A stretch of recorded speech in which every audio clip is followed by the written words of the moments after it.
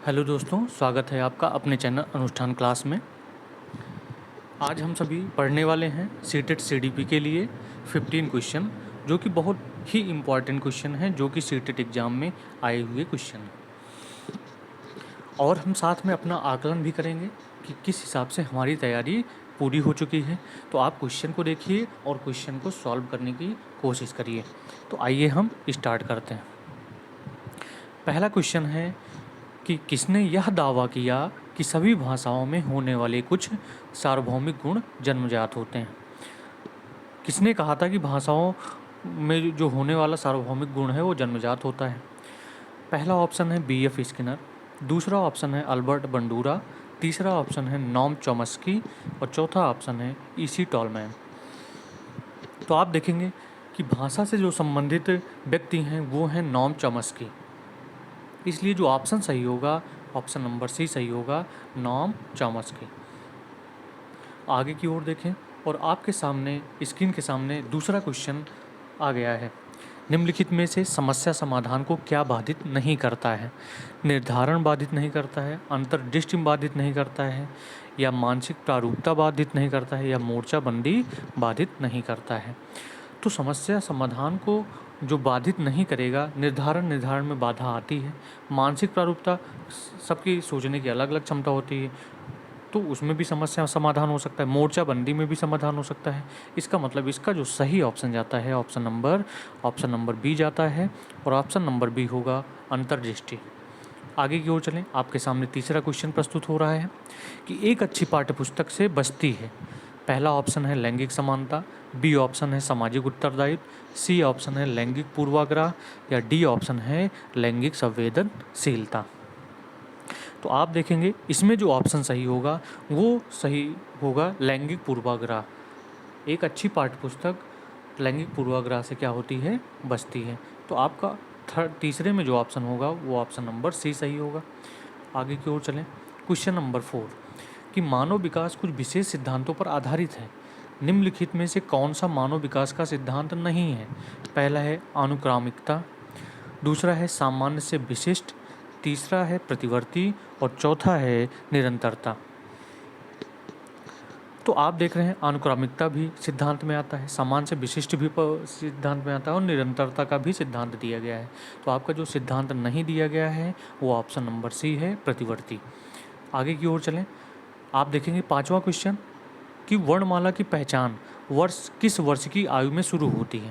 पहला ऑप्शन है 6 वर्ष में, दूसरा ऑप्शन है 5 वर्ष में, तीसरा ऑप्शन है 4 वर्ष में, और चौथा ऑप्शन है 3 वर्ष में।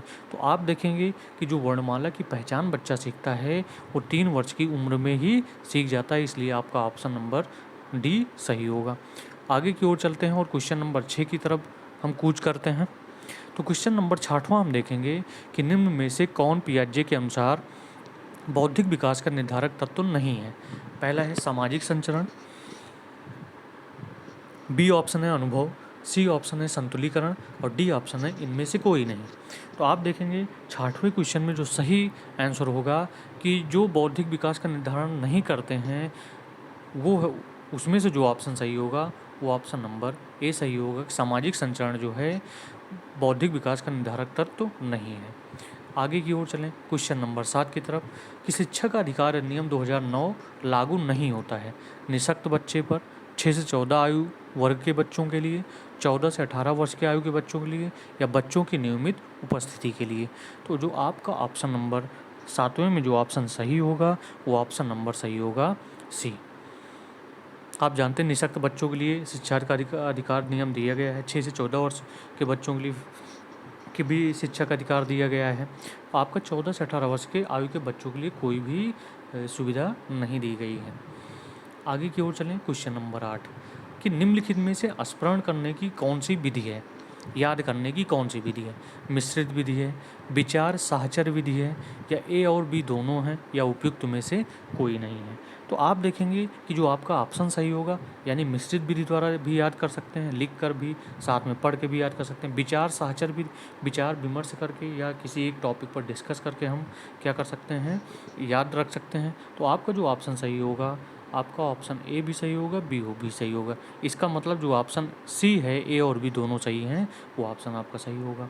आगे की ओर चलते हैं क्वेश्चन नंबर 9 की तरफ। क्वेश्चन नंबर 9 ये कहता है कि बहुविध बुद्धि सिद्धांत के अनुसार सभी प्रकार के पशुओं, खनिजों और पेड़ पौधों को पहचानने और वर्गीकृत करने की जो योग्यता होती है उसे क्या कहते हैं, क्या कहलाती है? ए ऑप्शन है संज्ञानात्मक गतिविधि, बी ऑप्शन है मनोगतिक प्रक्रिया, सी ऑप्शन है मनोवैज्ञानिक परिघटना और डी ऑप्शन है भावनात्मक व्यवहार। तो आप देखेंगे आपका जो सही आंसर जाएगा वो जाएगा संज्ञानात्मक गतिविधि के अनुसार, जो कि दिया गया है किसके द्वारा? जीन पियाजे द्वारा दिया गया है। आगे की ओर चलते हैं क्वेश्चन नंबर 10। निम्नलिखित में से कौन सा बच्चों के संवेगात्मक विकास के लिए सर्वाधिक उपयुक्त है? पहला ऑप्शन है कक्ष का प्रजातांत्रिक परिवेश, दूसरा ऑप्शन है अध्यापकों की कोई भी सहभागिता नहीं क्योंकि यह माता पिता का कार्य है, कक्ष का नियंत्रित परिवेश, कक्ष का अधिकारवादी परिवेश। तो आपका जो ऑप्शन सही होगा कि संज्ञानात्मक विकास के लिए सर्वाधिक उपयुक्त कौन सा ऑप्शन होगा? तो सर्वाधिक उपयुक्त होगा कक्ष का नियंत्रण परिवेश। आगे की ओर चलें क्वेश्चन नंबर 11 की तरफ कि पियाजे के अनुसार विकास को प्रभावित करने में निम्नलिखित कारकों में से किसकी महत्वपूर्ण भूमिका होती है? पुनर्बलन की भूमिका होगी, या भाषा की भूमिका होगी, या भौतिक विश्व के साथ अनुभव की भूमिका होगी, या अनुकरण की भूमिका होगी। तो आपका जो क्वेश्चन नंबर 11 में जो ऑप्शन सही होगा वो सही होगा कि भौतिक साधनों के साथ जो अनुभव मिलता है वो हमारे लिए ज़्यादा उपयोगी होता है, वो सबसे ज़्यादा विकास को प्रभावित करता है। आगे की ओर चलें क्वेश्चन नंबर 12 कि एक विद्यार्थी मेडिकल कॉलेज में दाखिला लेने के लिए कठिन परिश्रम करता है ताकि वह उत्तीर्ण हो सके। यह विद्यार्थी रूप से अभिप्रेरित है, वैयक्तिक रूप से, आनुभविक रूप से, आंतरिक रूप से अथवा बाह्य रूप से। तो आप देखेंगे इसमें जो ऑप्शन सही होगा कि बच्चा खुद से ही परिश्रम कर रहा है, तो वह बच्चा कैसा होगा? वह बच्चा आंतरिक रूप से प्रेरित होगा। आगे की ओर चलें क्वेश्चन नंबर 13 की तरफ कि एक ऐसी अवस्था तक बालक की दृष्टि एवं श्रवण इंद्रियां पूर्ण विकसित हो चुकी होती हैं 3 अथवा 4 वर्ष में, दूसरा ऑप्शन है 6 अथवा 7 वर्ष में, तीसरा ऑप्शन है 8 अथवा 9 वर्ष में, या चौथा ऑप्शन है इनमें से कोई नहीं। तो आप देखेंगे जो आपका ऑप्शन सही होगा वो ऑप्शन सही होगा 8 कि 8 अथवा 9 वर्ष के बच्चे जो हैं उनकी इंद्रियां पूर्ण रूप से क्या हो जाती हैं? विकसित हो जाती हैं। आगे की ओर चलें क्वेश्चन नंबर 14 की तरफ कि निम्नलिखित में से कौन सा उपागम सही है?